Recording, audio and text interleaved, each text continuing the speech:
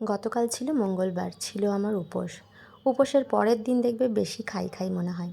তো সেই জন্য সকাল সকাল দেরি না করে নিয়ে চলে এসেছিলাম চিংড়ি মাছ। সেটাকে ভালো করে ধুয়ে পরিষ্কার করে দেখো কাঁচা চিংড়িটার ওপর দিয়ে দিচ্ছি আমি একটা পেস্ট। পেস্টটায় আছে নারকেল, সাদা সর্ষে, পোস্ত আর সাথে টক দই। সেটাকে ভালো করে পেস্ট করে সেই পেস্টটা দিয়ে দিয়েছিলাম। তার মধ্যে দিচ্ছি হলুদ, নুন, সামান্য একটু চিনি, যেটা আমি সব রান্নায় দিয়ে থাকি। স্বাদটা তাতে খুব ভালো ব্যালেন্স থাকে। আর দিয়ে দেবো কালারের জন্য কাশ্মীরি লঙ্কার গুঁড়ো।